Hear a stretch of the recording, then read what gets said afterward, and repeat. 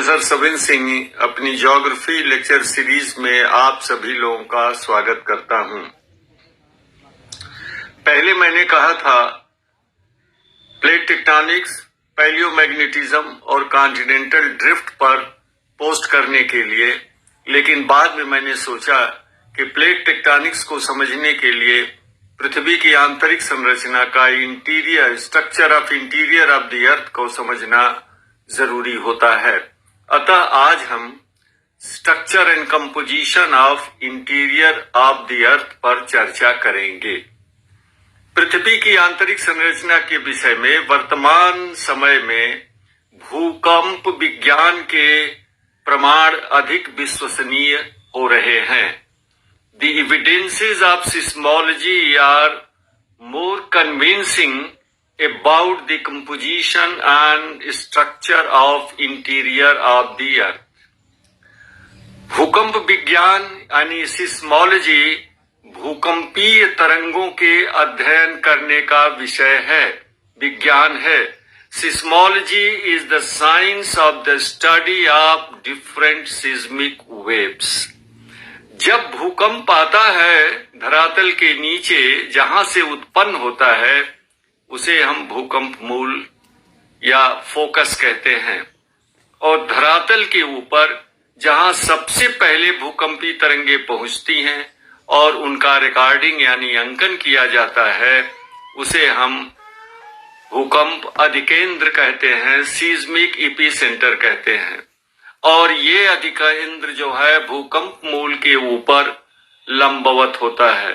Epicentre is always vertical to the focus. भूकंपी तरंगों का अंकन भूकंप लेखी यंत्र से किया जाता है। Seismic waves are recorded by seismograph और फिर उसका अध्ययन किया जाता है।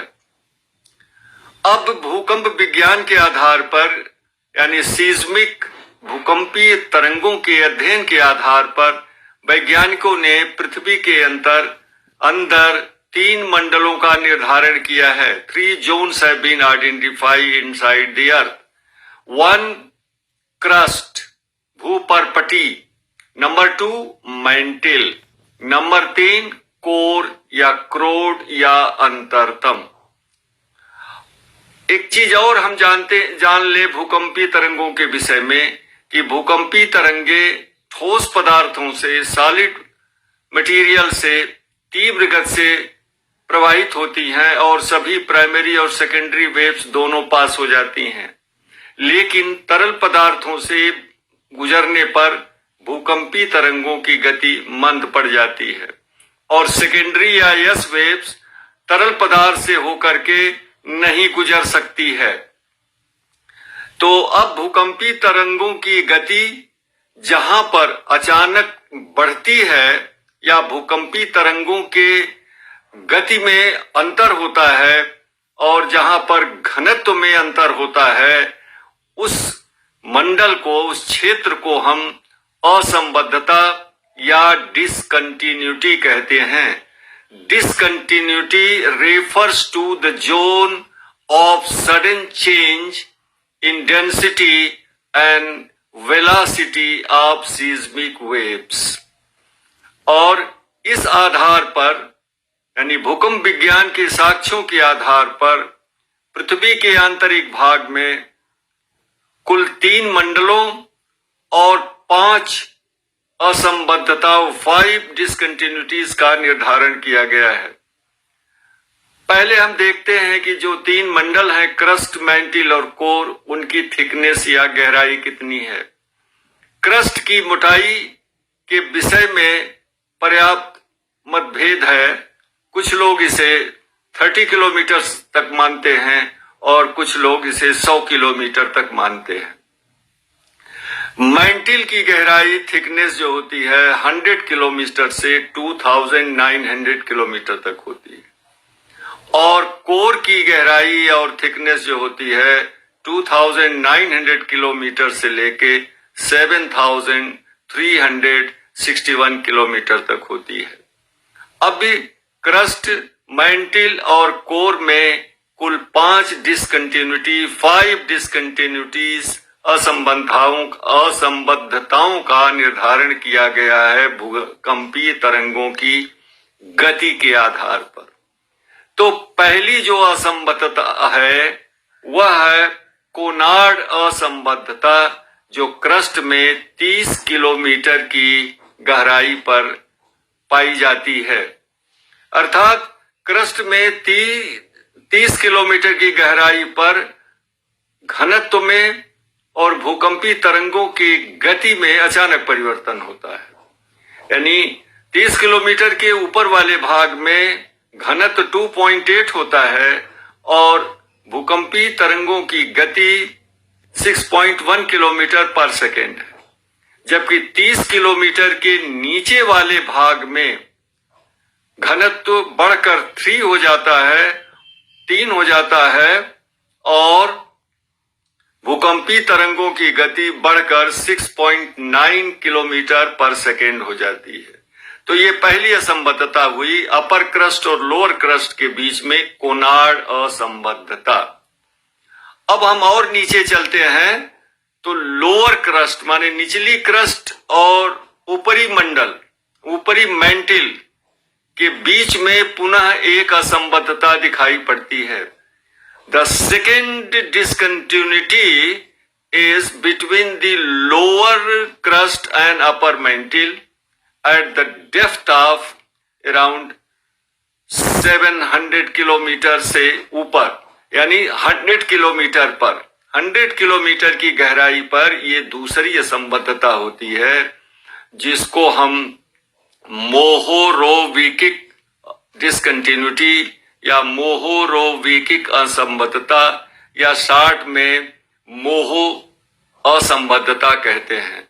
सो the Moho discontinuity is between the lower crust and upper mantle at the depth of 100 kilometers from where mantle begins and runs downward. अब हम 100 किलोमीटर से और नीचे की ओर चलते हैं मेंटिल में, तो इसके भी दो भाग हो जाते हैं मेंटिल के, अपर मेंटिल और लोअर मेंटिल, और ये जो डिवीजन होता है वो 700 किलोमीटर की गहराई पर होता है। तो 700 किलोमीटर की गहराई पर पुनः भूकंपीय लहरों की गति में वृद्धि होती है और घनत्व में भी वृद्धि अचानक होती है, जिस कारण एक तीसरी असंबद्धता का निर्माण होता है और इसका नामकरण किया गया है Repetti discontinuities. So the third discontinuity called as Repeti discontinuity has developed around at the depth of 700 kilometers, and this divides upper mantle and lower mantle. 700 kilometre से नीचे जाने पर 2900 किलोमीटर पर निचली मेंटिल की सीमा समाप्त होती है और आउटर कोर की सीमा प्रारंभ होती है। यहाँ पर पुनः जब लोअर मेंटिल से भूकंपीय तरंगे आउटर कोर में प्रवेश करती हैं तो घनत्व में भारी अंतर और उनकी गति में भी अंतर होता है, और इस तरह से ये चौथी डिसकंटिन्यूटी विकसित हुई है, जिसका नामकरण किया गया है Gutenberg discontinuity. So the Gutenberg discontinuity has developed at the transitional zone of lower mantle and outer core. अब 2900 किलोमीटर से 7361 किलोमीटर की गहराई वाले भाग को हम कोर कहते हैं, लेकिन भूकंपीय तरंगों के आधार पर कोर को भी दो भागों में विभक्त किया गया है, outer core and inner core, और ये विभाजन होता है 5100 किलोमीटर की गहराई पर। तो 5100 किलोमीटर की गहराई पर कोर में पुनः एक असंबद्धता विकसित हुई है, पांचवी fifth discontinuity has developed at the depth of 5100 kilometre in between outer core and inner core। और इस असंबद्धता का नामकरण लेहमन असंबद्धता किया गया है, लेहमन डिसकंटिन्यूटी। एक चीज और देखें कि ऊपरी कोर में पहुंचने पर यस तरंगे यानी सेकेंडरी वेव्स जो है वो अदृश्य हो जाती हैं। Secondary waves disappear in outer core. It means either outer core is either in liquid state or in being liquid state।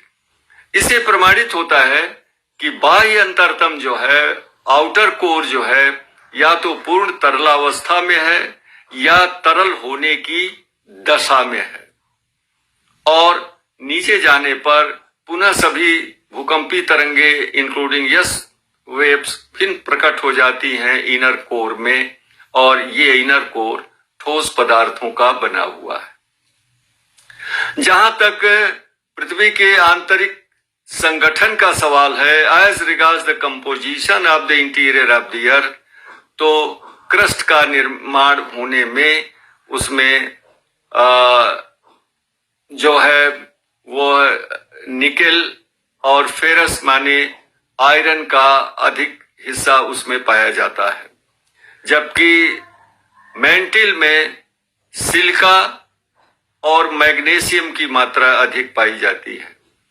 Core के विषय में पहले कहा जाता था कि यहाँ निकल और फेरस है, लेकिन अब निकल और फेरस की जगह पर सिलिकेट पदार्थों की ज्यादा मात्रा पाई जाती है।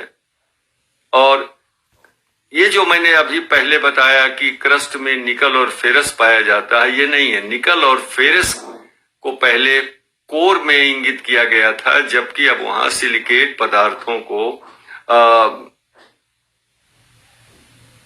और ये सिलिकेट पदार्थों की अधिकता बताई गई है, जबकि क्रस्ट में सिलिका और एल्युमिनियम की मात्रा अधिक होती है।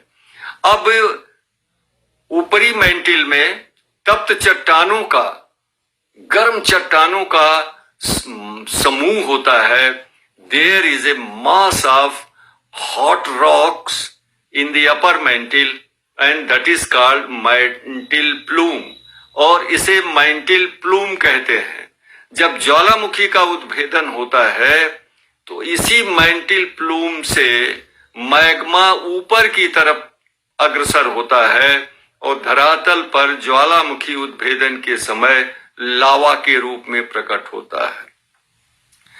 ऊपरी मेंटिल में और एक और घटना जन्म लेती है, और that is the origin of thermal convection currents, यानी तापीय संवहनी तरंगों का जनन होता है ऊपरी मेंटिल में। और ये तापीय संवहन तरंगे ऊपर की तरफ चलती हैं और प्लेटों का संचालन करती हैं।